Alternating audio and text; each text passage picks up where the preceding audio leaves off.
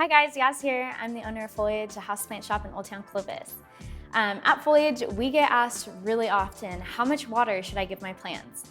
And for that, I have a general rule that I like to follow, which is to water by flooding. And so I always recommend just water your plant until you see the water level flood your soil about 2 inches up, and then let it all drain out. Now, flooding can look really different depending on the size of the plants. So for a large plant, like this snake plant here, you'll want to get your watering can and flood the top of the soil with about 1 inch or 2 of water.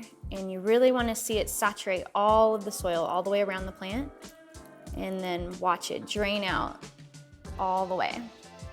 So for small plants, you'll want to flood almost to the top of the rim here, and then watch it all drain out. And something that I like to do that really helps is if your plant soil is really dry and compacted, you can aerate the soil using a stick, or I have this really large stick here for big, large plants. And so the reason we do this is that because in nature, we have little insects and worms that will kind of worm their way through the soil to help aerate the soil. So growing houseplants indoors, we want to imitate that action.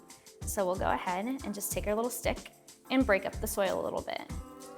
And this will help the soil be able to absorb more water, more moisture, instead of just letting it all drain out the side really quickly without it soaking up anything.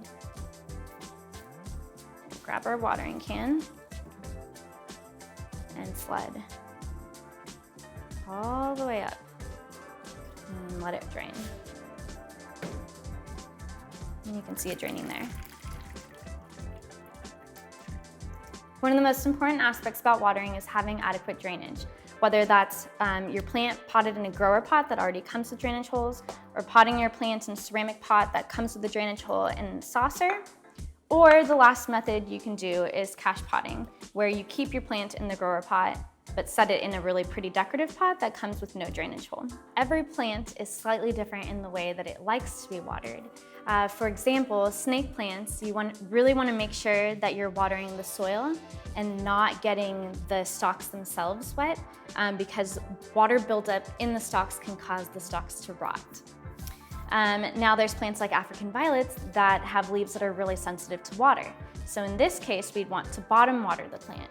And to do that, you'd want to grab a bowl and fill up the bowl with about 1 inch of water.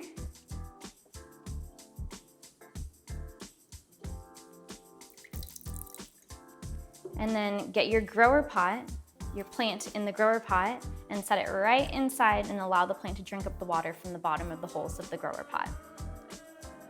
And lastly, there are plants like ferns that are water loving and humidity loving. And these guys do really, really well with a pebble tray. So to make a pebble tray, you're going to need some sort of tray or saucer, some pebbles, and then your water. So we'll go ahead and make one for this little guy here. We'll get our pebbles, and we'll fill it up about maybe 1/2 inch.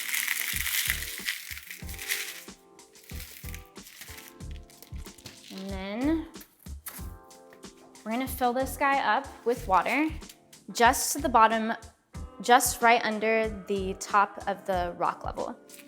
There we go. Now we just set the plant right on top. And as the water is evaporating, it's gonna create this humid environment around the plant, and it will be really happy. It's really important to know the watering needs of your plant, and it helps to categorize them in your mind. So, for example, I like to place plants that are alike in the same spot in my house to remember to water them at the same time. So plants like philodendrons, snake plants, and pothos are all drought tolerant, so I'd place these guys together. And more water-loving plants would go together, like ferns and calathea and prayer plants.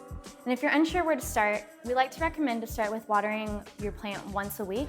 And this kind of helps you set like a rhythm and a schedule of watering.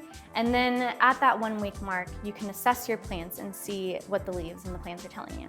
If you're starting to see some crispiness on the ends of your leaves, or if you notice that the soil is too damp, when it's too damp, you'll just want to wait like another week until it dries out and then give it another watering. And if you're noticing that it's crispy at the ends, then you'll want to up the amount of water that you're giving it and even amount the frequency of watering. So ferns, for example, and calathea and prayer plants, I like to water those about 2 times a week. Our website is a great place to start if you're looking for information on your plant's watering needs. So make sure you visit us at foliageclovis.com. Happy watering!